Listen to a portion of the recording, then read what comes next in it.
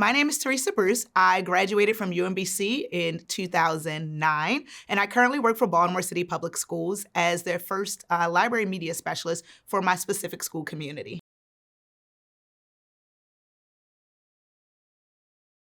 What makes a strong and healthy democracy is first making sure we empower the citizens, right? Like a democracy literally is by the people for the people. And so to have a strong democracy, the people must be informed, they must be involved, they must be engaged. But additionally, we need a responsive government. So it's one hand, we have to have the people being engaged, being informed, knowing what's going on, but our government has to be open to responding to the needs of the people, and it has to do so in a sense of equity.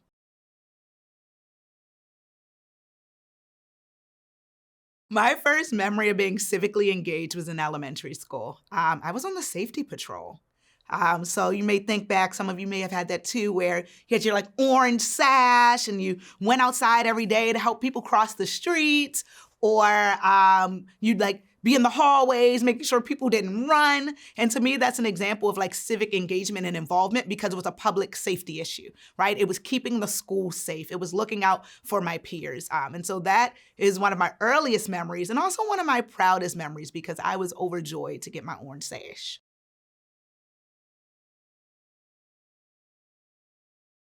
For me, it started with my parents. My parents were all about civic engagement and education. So primarily for them, civic engagement looked like being informed. So it was not uncommon to have on Meet the Press on Sunday mornings, much to my chagrin, because when you're 8, nobody wants to watch Meet the Press. Nobody wants to listen to NPR when you're 10, but that's where it started. My dad was very big on those two things, and my mom was really big about voting. We always voted. As soon as I was able to register to vote, that's what I did because that's what they taught me. My grandmother, same way. I always went to the polls with her because she talked about the importance of being involved, about how people like myself, African Americans, didn't always have that right. And so why it is important to exercise that right. And then outside of the personal level, one of my all-time favorite sheroes is Shirley Chisholm, the first African American elected to Congress, right? Like, that's amazing. She's amazing. And not only that, she was the first Black and African-American woman to seek a presidential nomination. Now, because of the time period, she didn't get that Democratic nomination, but she paved the way for so many. She was so determined. She was the epitome of civic engagement.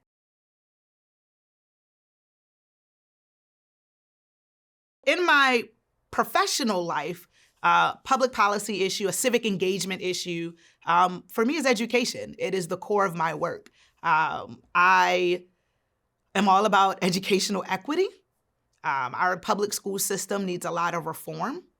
And so that's the biggest thing I work on from a micro level. So as a classroom teacher, when I taught middle school social studies, that was an example for me of being civically engaged and working on that issue by educating young people because they are the future. They are the leaders, right? If we're talking about keeping civic engagement going, keeping our democracy going, that means that our young people have to be informed. So that was the most hands-on micro level way that I worked on the education policy issue. On a larger scale for education policy, I typically try to stay informed and involved with my local union. So shout out to the Baltimore Teachers Union. And then outside of that, another issue that I'm really, really passionate about is trauma-informed caring and thinking of our city agencies as healing spaces. So I currently serve on the Baltimore City Mayoral Trauma-Informed Care Task Force. It's a 29-member task force that works with our city agencies. We seek to advise, to educate, sometimes to oversee, and to work with our city agencies to make sure that they understand how to be trauma-informed and trauma-responsive because unfortunately our city is faced with a lot of trauma. Our citizens undergo a lot of trauma, whether that is through neighborhood violence, like gun violence, whether that is financial trauma, sometimes we don't think about that, whether it's trauma through homelessness, whatever that trauma is, our city agencies, when we're dealing with the public, have to be responsive to the needs of our citizens. And so I work on that task force to make that happen.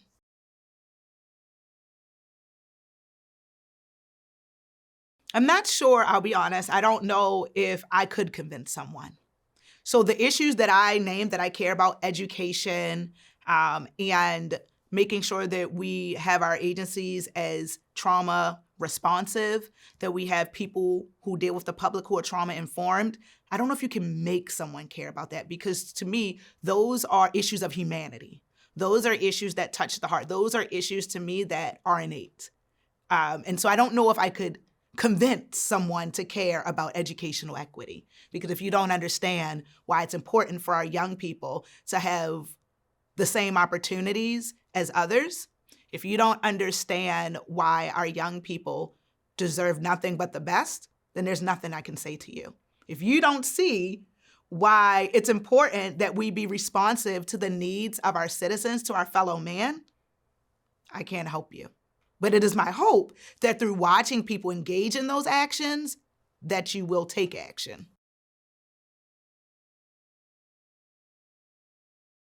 So most of my time, I have worked for Baltimore City Public Schools. And in Baltimore City, the way that we tackle issues of educational equity, as well as making sure we are trauma responsive, are through our policies. So for example, Baltimore City participates in restorative practices. We work to make sure that our educators and our staff are trained in restorative practices techniques. Coming off of the heels of the height of COVID, we made sure as a school district that we put in SEL blocks, social-emotional learning blocks, to meet the needs of our young people, because we recognized that that time could have been traumatic, and we want to be responsive to what our young people need.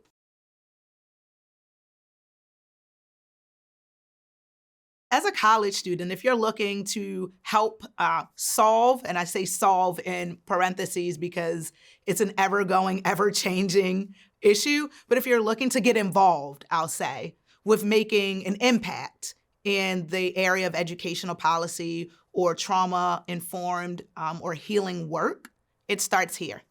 Look around your university. What is your university doing to tackle those issues?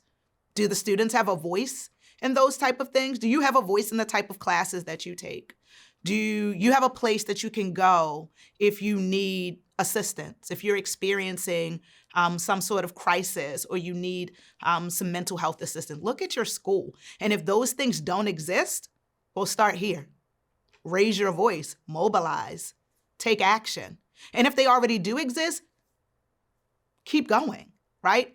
We should always be consistently evaluating and reevaluating the systems that are already in place. So if you want to help with those issues, start here.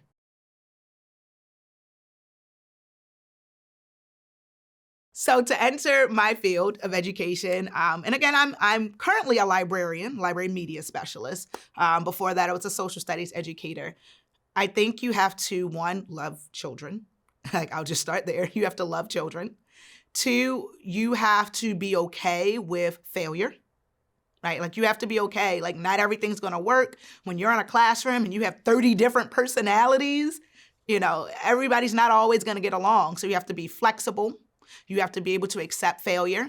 You have to be self-reflective, because from failure, we must reflect, and then we try again. You must be tenacious and determined, because this is hard work, but it is also heart work.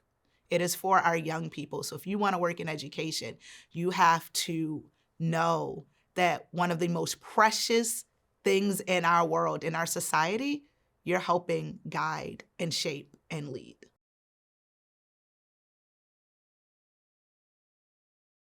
My hope for any student who is graduating with a political science degree from UMBC right now, it's time to blow things up. Like, that's what I want you to do. I want you to go into the world and shake it up. Forget the status quo, right? Flip it on its head, turn it upside down. That is my hope for you. I hope that you stay curious.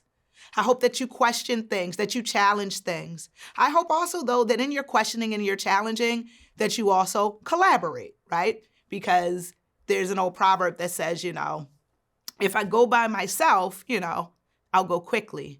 But if I go with others, I'll go far, right? And so in being tenacious, in being inquisitive, in challenging the status quo, also don't forget to bring your allies with you.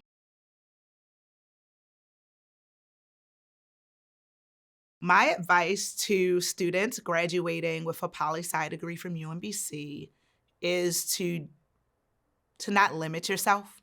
A lot of times we get these degrees and we think, oh, I gotta go do that path. I gotta go be a lawyer, which I thought I was gonna be. I thought I was gonna be the like female version of Johnny Cochran. If you don't know who that is, look it up, Google it. But I thought that I was going to be a lawyer, right? Like, because that's what I thought you did with a poli-sci degree.